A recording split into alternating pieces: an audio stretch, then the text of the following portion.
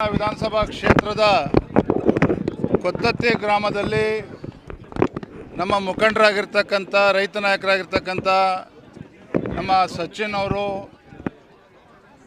ನಮ್ಮ ಎಲ್ಲ ಜಿಲ್ಲೆಯ ಪಕ್ಷದ ಮುಖಂಡರು, ಅಧ್ಯಕ್ಷರು ಎಲ್ಲರ ನೇತೃತ್ವದಲ್ಲಿ ನಾಟಿ ಮಾಡ್ತಕ್ಕಂಥ ಕೆಲಸವನ್ನು ಇವತ್ತು ಮಾಡಿದ್ದೇವೆ. ನಮಗೆಲ್ಲ ತಿಳಿದಿತ್ತು, ಮಂಡ್ಯ ಜಿಲ್ಲೆ ಅಂತ ಹೇಳಿದ್ರೆ ಸಕ್ಕರೆಯ ನಾಡು, ಅಕ್ಕರೆಯ ನಾಡು. ಇವತ್ತು ಮಂಡ್ಯ ಜಿಲ್ಲೆ ಮೈಸೂರು ಮಹಾರಾಜರ ಕನಸು ಮಂಡ್ಯ ಜಿಲ್ಲೆಯ ಜಲಸಂಪತ್ತು, ಸಿರಿ ಸಂಪತ್ತು, ಧಾನ್ಯ ಸಂಪತ್ತು. ಮಂಡ್ಯ ಜಿಲ್ಲೆ ಯಾವತ್ತೂ ಕೂಡ ಹಚ್ಚು ಹಸಿರಾಗಿರಬೇಕು. ಈ ಭಾಗದ ರೈತರು ಮೈಸೂರು ಸೀಮೆ ಎಲ್ಲ ಜನರಿಗೆ ಎರಡು ತುತ್ತು ಅನ್ನವನ್ನು ಕೊಡ್ತಕ್ಕಂಥ ಕೆಲಸ ಈ ಭಾಗದ ರೈತರಿಂದ ಆಗಬೇಕು ಅನ್ನುವ ಕನಸಿತ್ತು. ಮತ್ತೊಂದು ವಿಚಾರ ಏನಪ್ಪ ಅಂತ ಹೇಳಿದ್ರೆ, ಇವತ್ತು ಮಂಡ್ಯ ಜಿಲ್ಲೆ ಅಂತ ಹೇಳಿದ್ರೆ ಒಬ್ಬ ರೈತ ಹೋರಾಟಗಾರ, ಮಾಜಿ ಮುಖ್ಯಮಂತ್ರಿಗಳು BS ಯಡಿಯೂರಪ್ಪನವರಿಗೆ ಜನ್ಮ ಕೊಟ್ಟಿರ್ತಕ್ಕಂಥ ಪುಣ್ಯಭೂಮಿ. ನಾರಾಯಣಗೌಡರು ಬಂದು ಕರೆ ಬೂಕನಕೆರೆಯ ಸಿದ್ದಲಿಂಗಪ್ಪ ಯಡಿಯೂರಪ್ಪನವ್ರಿಗೆ ಜನ್ಮ ಕೊಟ್ಟಿರ್ತಕ್ಕಂಥ ಒಂದು ಪುಣ್ಯಭೂಮಿ ಇವತ್ತು. ನಾನು ಕೂಡ ಮಂಡ್ಯ ಜಿಲ್ಲೆಯ ಒಂದು ಮೊಮ್ಮಗ, ಮಂಡ್ಯ ಜಿಲ್ಲೆಯ ಮೊಮ್ಮಗ ಕೂಡ ಹೌದು. ಯಾವ ಯಡಿಯೂರಪ್ಪನವರು ಜೀವನದುದ್ದಕ್ಕೂ ಸಹ ರೈತರ ಪರವಾಗಿ ಇವತ್ತು ಹೋರಾಟವನ್ನು ಮಾಡ್ಕೊಂಡು ಬಂದಿದ್ದಾರೆ ಯಶಸ್ವಿಯಾಗಿ ಅಂತ ಹೇಳಿದ್ರೆ, ಅವರಿಗೆ ಪ್ರೇರಣೆಯೇ ಯಡಿಯೂರಪ್ಪನವರಿಗೆ ರೈತರ ಪರವಾಗಿ ಹೋರಾಟ ಮಾಡ್ತಕ್ಕಂಥ ಪ್ರೇರಣೆ ಸಿಕ್ಕಿರ್ತಕ್ಕಂಥದ್ದೇ ಈ ಮಂಡ್ಯ ಮಣ್ಣಿನ ಪ್ರಭಾವದಿಂದಾಗಿ. ಹಾಗಾಗಿ ಯಡಿಯೂರಪ್ಪನವರು ದೇಶದಲ್ಲಿ ಯಾರೂ ಕೂಡ ಮಾಡಲಿಲ್ಲ. ರೈತರ ಹೆಸರಿನಲ್ಲಿ ಪ್ರಮಾಣ ವಚನವನ್ನು ತೆಗೆದುಕೊಂಡು ರೈತರಿಗೆ ಒಂದು ಪ್ರತ್ಯೇಕ ಬಜೆಟನ್ನು ಮಂಡನೆ ಮಾಡಿ ರೈತರ ಪಂಪ್ಸೆಟ್ಗಳಿಗೆ ಉಚಿತ ವಿದ್ಯುತ್ತನ್ನು ಕೊಟ್ಟಿರ್ತಕ್ಕಂಥ ಏಕೈಕ ಮುಖ್ಯಮಂತ್ರಿ, ಧೀಮಂತ ನಾಯಕ, ರೈತ ನಾಯಕ ಸನ್ಮಾನ್ಯ BS ಯಡಿಯೂರಪ್ಪನವರು. ತಮಗೆ ಗೊತ್ತಿದೆ, ಹಿಂದೆ ಪ್ರಧಾನಮಂತ್ರಿಗಳು ನರೇಂದ್ರ ಮೋದಿಜಿಯವರು ಕಿಸಾನ್ ಸಮ್ಮಾನ್ ಯೋಜನೆಯನ್ನು ಕೊಟ್ಟರು. 6,000 ರೂಪಾಯಿನ ಆ ಕೋವಿಡ್ ಸಂದರ್ಭದಲ್ಲಿ ರೈತರಿಗೆ ಕೊಡ್ತಕ್ಕಂಥ ಕೆಲಸ ಮಾಡಿದ್ರು. ಇಡೀ ದೇಶದಲ್ಲಿ ಕರ್ನಾಟಕ ರಾಜ್ಯದಲ್ಲಿ ಯಡಿಯೂರಪ್ಪನವರು ಸಹ ಮುಖ್ಯಮಂತ್ರಿಗಳಾಗಿ 4,000 ರೂಪಾಯಿನ ಕೊಡ್ತಕ್ಕಂಥ ಕೆಲಸ ಮಾಡಿದರು ಪ್ರಧಾನಮಂತ್ರಿ ಕಿಸಾನ್ ಸಮ್ಮಾನ್ ಯೋಜನೆ ಅಡಿಯಲ್ಲಿ. ಆದರೆ ಇವತ್ತು ಕಾಂಗ್ರೆಸ್ ಸರ್ಕಾರ ಬಂದ ಮೇಲೆ ಅದನ್ನು ನಿಲ್ಲಿಸಿದ್ದಾರೆ. ಏನು ಹಿಂದೆ BJP ಸರ್ಕಾರ ಏನು ರೈತ ವಿದ್ಯಾನಿಧಿ ಕೊಟ್ಟಿದ್ರು, ಅದನ್ನು ಕೂಡ ನಿಲ್ಲಿಸ್ತಕ್ಕಂಥ ಕೆಲಸ ಕಾಂಗ್ರೆಸ್ ಸರ್ಕಾರ ಮಾಡಿದ್ರು. ಒಟ್ಟಾರೆಯಾಗಿ ಕಾಂಗ್ರೆಸ್ ಸರ್ಕಾರ ರಾಜ್ಯದಲ್ಲಿ ಅಧಿಕಾರಕ್ಕೆ ಬಂದ ನಂತರದಲ್ಲಿ ರೈತರ ಪರವಾಗಿರ್ತಕ್ಕಂಥ ಯಾವುದೇ ನಿರ್ಧಾರಗಳನ್ನು ಈ ಕಾಂಗ್ರೆಸ್ ಸರ್ಕಾರ, ಸಿದ್ದರಾಮಯ್ಯ ನೇತೃತ್ವದ ಸರ್ಕಾರ ಮಾಡಿಲ್ಲ.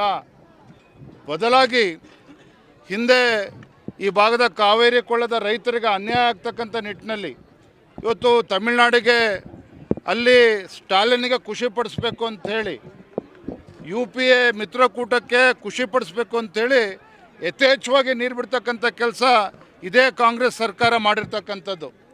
ಹಾಗಾಗಿ ಇವತ್ತು ಏನು ಈಗಾಗಲೇ ರಾಜ್ಯದಲ್ಲಿ ಇವತ್ತು ರೈತರು ಇವತ್ತು ಕಂಗಾಲಾಗಿದ್ದಾರೆ. ಮುಂದೆ ಬರ್ತಕ್ಕಂಥ ದಿನಗಳು ಒಂದು ರೀತಿ ಬಹಳ ಭೀಕರವಾಗಿರ್ತಕ್ಕಂಥ ಒಂದು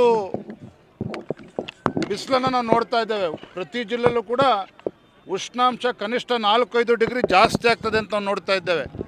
ನಾನು ತಾಯಿ ಚಾಮುಂಡೇಶ್ವರಿನಲ್ಲಿ ಪ್ರಾರ್ಥನೆ ಮಾಡ್ತೇನೆ, ಏನು ಮುಖ್ಯಮಂತ್ರಿಗಳು ಸಿದ್ದರಾಮಯ್ಯನವರು ತಮ್ಮ 16ನೇ ಬಜೆಟನ್ನು ಮಂಡನೆ ಮಾಡ್ತಾ ಇದ್ದಾರೆ. ರೈತರ ಪರವಾಗಿರ್ತಕ್ಕಂಥ ಒಂದು ಉತ್ತಮ ಬಜೆಟನ್ನು ಸನ್ಮಾನ್ಯ ಸಿದ್ದರಾಮಯ್ಯನವರು ಮಂಡನೆ ಮಾಡಲಿ. ಏನು ಭೀಕರ ಬರಗಾಲ ಎದುರು ನೋಡ್ತಾ ಇದ್ದಾರೆ. ಇವತ್ತು ಜಾನುವಾರುಗಳಿಗೆ ಇವತ್ತು ಮೇವನ್ನು ಕ್ರೋಢೀಕರಿಸಿಡಬೇಕಾಗ್ತದೆ ಸರ್ಕಾರ. ಇವತ್ತು ಶುದ್ಧ ಕುಡಿಯುವ ನೀರು ಕೂಡ ಇವತ್ತು ಎಲ್ಲವನ್ನು ಕೂಡ ಗಮನಿಸಬೇಕಾಗ್ತದೆ.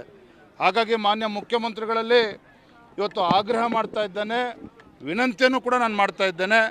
ಮುಂದಿನ ಬಜೆಟ್ ಆದರೂ ಸಹ ರೈತರ ಪರವಾಗಿರ್ತಕ್ಕಂಥ ಒಂದು ಬಜೆಟನ್ನು ಮಂಡನೆ ಮಾಡಲಿ. ಮುಂದಿನ ದಿನಗಳಲ್ಲಿ ರೈತರ ಸಂಕಷ್ಟಕ್ಕೆ ಸ್ಪಂದನೆ ಮಾಡ್ತಕ್ಕಂಥ ಸದ್ಬುದ್ಧಿ ಆ ತಾಯಿ ಚಾಮುಂಡೇಶ್ವರಿ ಕರುಣಿಸ್ಲಿ ಅಂತೇಳಿ ನಾನು ಆ ತಾಯಿ ಚಾಮುಂಡೇಶ್ವರಿ ಪ್ರಾರ್ಥನೆ ಮಾಡ್ತಾ ಇದ್ದೇನೆ. ಸಂದರ್ಭದಲ್ಲಿ ಕೇಂದ್ರದ ಮೇಲೆ ಬೊಟ್ಟು ಮಾಡಿ ತೋರಿಸ್ತಾರೆ, ನಬಾರ್ಡಿಂದ ಬರ್ತಿರುವಂಥ ಅನುದಾನ ಕೂಡ ಕಡಿಮೆ ಮಾಡಿದ್ದಾರೆ ಅಂತ ನೋಡಿ. ಇವತ್ತು ನರೇಂದ್ರ ಮೋದಿಜಿಯವರು ಪ್ರಧಾನಮಂತ್ರಿಗಳಾದಮೇಲೆ ಇವತ್ತು ಹಲವಾರು ಬಾರಿ ಇವತ್ತು ರೈತ ಬೆಳೆದಂಥ ಬೆಳೆಗೆ ಇವತ್ತು ಬೆಂಬಲ ಬೆಲೆಯನ್ನು ಇವತ್ತು ಜಾಸ್ತಿ ಮಾಡಿರ್ತಕ್ಕಂಥ ಹೆಚ್ಚಿಸಿರ್ತಕ್ಕಂಥದ್ದು. ಇವತ್ತು ಪ್ರಧಾನಮಂತ್ರಿ ಮೋದಿಜಿಯವ್ರು ಬಂದ ಮೇಲೆ ಪ್ರಧಾನಮಂತ್ರಿ ಕಿಸಾನ್ ಸಮ್ಮಾನ್ ಯೋಜನೆ ಬಂದಿರತಕ್ಕಂಥದ್ದು. ಅದನ್ನ ಯಾಕೆ ನಿಲ್ಲಿಸಿದ್ರು ಸಿದ್ದರಾಮಯ್ಯ ಸರ್ಕಾರ? ಅದಕ್ಕೆ ಇವತ್ತು ರೈತರು ಪ್ರಶ್ನೆ ಮಾಡ್ತಾ ಇದ್ದಾರೆ. ಇವತ್ತು ಯಡಿಯೂರಪ್ಪನವರು ಮುಖ್ಯಮಂತ್ರಿಗಳಿದ್ದಾಗ ಇವತ್ತೇನು ರೈತ ತನ್ನ ಹೊಲಕ್ಕೆ ಟ್ರಾನ್ಸ್ಫಾರ್ಮರ್ ಹಾಕೋಬೇಕು ಅಂತ ಹೇಳಿದ್ರೆ 25,000 ರೂಪಾಯಿ ಕಟ್ಟಿದ್ರೆ ಸಾಕಾಗ್ತಾ ಇತ್ತು, ವಿದ್ಯುತ್ ಸಂಪರ್ಕ ಸಿಗ್ತಾ ಇತ್ತು. ಆದರೆ ಕಾಂಗ್ರೆಸ್ ಸರ್ಕಾರ ಬಂದಮೇಲೆ ಸಿದ್ದರಾಮಯ್ಯನವರು ಮುಖ್ಯಮಂತ್ರಿಗಳಾದಮೇಲೆ ಇವತ್ತು 2 ರಿಂದ 3 ಲಕ್ಷ ರೂಪಾಯಿ ಖರ್ಚಾಗ್ತದೆ. ಅಂದರೆ ಒಂದು ಕಡೆ ಗ್ಯಾರಂಟಿ ಹೆಸರನ್ನು ಹೇಳ್ತಾರೆ, ಮತ್ತೊಂದು ಕಡೆ ಕಿತ್ಕೊಳ್ತಕ್ಕಂಥ ಕೆಲಸ ಮಾಡ್ತಾ ಇದ್ದಾರೆ. ಈ ರಾಜ್ಯದಲ್ಲಿರ್ತಕ್ಕಂಥದ್ದು ಇದು ಬಡವರ ವಿರೋಧಿ ಕಾಂಗ್ರೆಸ್ ಸರ್ಕಾರ. ರಾಜ್ಯದಲ್ಲಿರ್ತಕ್ಕಂಥದ್ದು ಇದು ಬಡವರ ವಿರೋಧಿ ಸರ್ಕಾರ, ಇದು ಅಭಿವೃದ್ಧಿ ಶೂನ್ಯ ಸರ್ಕಾರ, ರೈತ ವಿರೋಧಿ ಸರ್ಕಾರ. ಇಂಥ ಭ್ರಷ್ಟ ಕಾಂಗ್ರೆಸ್ ಸರ್ಕಾರಕ್ಕೆ ಏನು ಅಧಿವೇಶನ ನಿನ್ನೆಯಿಂದ ಪ್ರಾರಂಭ ಆಗಿದೆ, ಈ ಅಧಿವೇಶನದಲ್ಲಿ ಭಾರತೀಯ ಜನತಾ ಪಾರ್ಟಿ ಈ ಒಂದು ಆಡಳಿತ ಪಕ್ಷವನ್ನು ಕಿವಿ ಹಿಂಡ್ತಕ್ಕಂಥ ಕೆಲಸ ನಾವು ಮಾಡ್ತೇವೆ. ಇವರ ಈ ಕಾಂಗ್ರೆಸ್ ಸರ್ಕಾರದ ನಿಜ ಬಣ್ಣವನ್ನು ರಾಜ್ಯದ ಜನರ ಮುಂದೆ ಬಿಚ್ಚಿಡ್ತಕ್ಕಂಥ ಕೆಲಸ ನಾವು ಮಾಡ್ತೇವೆ. ಇವೆಲ್ಲ ವಿಚಾರಗಳು ಒಂದು ಕಡೆ ಪರಿಶಿಷ್ಟ ಜಾತಿ ಪರಿಶಿಷ್ಟ ಪಂಗಡಕ್ಕೆ ಮೀಸಲಿಟ್ಟಿರ್ತಕ್ಕಂಥ ಹಣವನ್ನು ಇಲ್ಲಿ ಬಳಕೆ ಮಾಡಿಕೊಂಡಿದ್ದಾರೆ. ಹಿಂದುಳಿದ ವರ್ಗಗಳಿಗೆ ಮೀಸಲಿಟ್ಟಿರ್ತಕ್ಕಂಥ ಹಣವನ್ನು ಕೂಡ ಬೇರೆ ಬೇರೆ ಕಾರ್ಯಕ್ರಮಗಳಿಗೆ ಉಪಯೋಗಿಸೋದ್ರ ಮೂಲಕ ಇವತ್ತು ಪರಿಶಿಷ್ಟ ಜಾತಿ ಪರಿಶಿಷ್ಟ ಪಂಗಡ ಹಾಗೆ ಹಿಂದುಳಿದ ವರ್ಗಗಳಿಗೆ ಎಲ್ಲ ವರ್ಗಗಳಿಗೂ ಕೂಡ ಬಡವರಿಗೂ ಕೂಡ ಅನ್ಯಾಯ ಮಾಡಿದ್ದಾರೆ, ರೈತರಿಗೂ ಕೂಡ ಅನ್ಯಾಯ ಮಾಡಿದ್ದಾರೆ. ನೋಡಿ, ಈಗಾಗಲೇ ಬಾಗಲಕೋಟೆನಲ್ಲಿ ಹಾರ್ಟಿಕಲ್ಚರ್ ಯೂನಿವರ್ಸಿಟಿ ಇದೆ. ಇವತ್ತು ಕಾಂಗ್ರೆಸ್ ಸರ್ಕಾರ ಇದೆ, ಚಲುವನಾರಾಯಣ ಅವರು ಮಂತ್ರಿಗಳಿದ್ದಾರೆ. ಅವರಿಗೆ ತಾಕತ್ತಿದ್ರೆ ಈ ಭಾಗಕ್ಕೆ ಇನ್ನೇನಾಗಬೇಕು ಅದನ್ನು ತೊಗೊಂಬರಲಿ.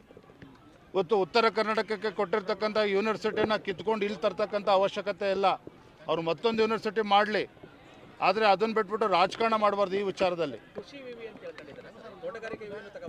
ಕೃಷಿ ವಿವಿ ಜೊತೆಲಿ ತೋಟಗಾರಿಕೆ ವಿವಿಯನ್ನು ಕೂಡ ತರ್ತಕ್ಕಂಥ ಒಂದು ಕುತಂತ್ರ ನಡೀತಾ ಇದೆ. ನಾನು ಹೇಳ್ತಕ್ಕಂಥದ್ದು ಇವತ್ತು ರಾಜ್ಯದಲ್ಲಿ ಮುಖ್ಯಮಂತ್ರಿಗಳು ಸಿದ್ದರಾಮಯ್ಯನವರು ಅಂತ ಹೇಳಿದರೆ ಇಡೀ ರಾಜ್ಯದ ಮುಖ್ಯಮಂತ್ರಿಗಳವರು, ಚಲುವನಾರಾಯಣ ಸ್ವಾಮಿ ಸಚಿವರು ಅಂತ ಹೇಳಿದ್ರೆ ಇಡೀ ರಾಜ್ಯಕ್ಕೆ ಅವರು ಸಚಿವರು. ಹಾಗಾಗಿ ಎಲ್ಲೂ ಕೂಡ ತಾರತಮ್ಯ ಆಗಬಾರ್ದು. ಇವತ್ತು ನಾನು ಕೂಡ ಹೇಳಿದ್ನಲ್ಲ, ಮಂಡ್ಯ ಜಿಲ್ಲೆಯ ಮೊಮ್ಮಗ ನಾನು ಕೂಡ ಯಡಿಯೂರಪ್ಪನವ್ರಿಗೆ ಇವತ್ತು ಜನ್ಮ ಕೊಟ್ಟಿರ್ತಕ್ಕಂಥ ಪುಣ್ಯ ಭೂಮಿಯಲ್ಲಿ ನಾನು ನಿಂತು ಮಾತನಾಡ್ತಾ ಇದ್ದೇನೆ. ಇವತ್ತು ಎಲ್ಲ ಜಿಲ್ಲೆಗೂ ಕೂಡ ನ್ಯಾಯ ಕೊಡ್ತಕ್ಕಂಥ ಕೆಲಸ ಅವ್ರು ಮಾಡಬೇಕು, ಅದು ನನ್ನ ಆಗ್ರಹ ಈ ಸಂದರ್ಭದಲ್ಲಿ. ಥ್ಯಾಂಕ್ ಯು ಬೇಡ ಬಿಡೋಣ. Thank you. ನಮ್ಮ ಹೇಳಿಕೆ ಸಮರ್ಥನೆ ಮಾಡ್ಕೊಂಡಿದ್ದಾರೆ ಸರ್ ಡಿ ಕೆ ಶಿವಕುಮಾರ್ ಅವರು. ಕಲಾವಿದರು ಹೇಳಿಕೆ ಕೊಟ್ಟಂಥದ್ದು ಮತ್ತೆ ಸಮರ್ಥನೆ ಮಾಡ್ಕೊಂಡಿದ್ದಾರೆ. ನಾನು ಮಾನ್ಯ ಉಪಮುಖ್ಯಮಂತ್ರಿಗಳಿಗೆ ಡಿ ಕೆ ಶಿವಕುಮಾರ್ಗೆ ವಿನಮ್ರವಾಗಿ ಇವತ್ತು ಹೇಳ್ತಾ ಇದ್ದೇನೆ, ಅಧಿಕಾರ ಶಾಶ್ವತ ಅಲ್ಲ, ಯಾರೂ ನಿಮ್ಮ ಗುಲಾಮರಲ್ಲ. ಇವತ್ತು ಅಧಿಕಾರ ಶಾಶ್ವತ ಅನ್ನೋ ರೀತಿಯಲ್ಲಿ ನಿಮ್ಮ ವರ್ತನೆ ಏನಿದೆ ಇವತ್ತು ಯಾರೂ ಕೂಡ ಒಪ್ಕೊಳ್ತಕ್ಕಂಥದ್ದಲ್ಲ. ನಿಮ್ಮ ಬಂಡತನವನ್ನು ಬಿಟ್ಟು ಆಗಿರ್ತಕ್ಕಂಥ ತಪ್ಪಿಗೆ ಕ್ಷಮೆ ಯಾಚಿಸ್ಬೇಕು ಅವರು.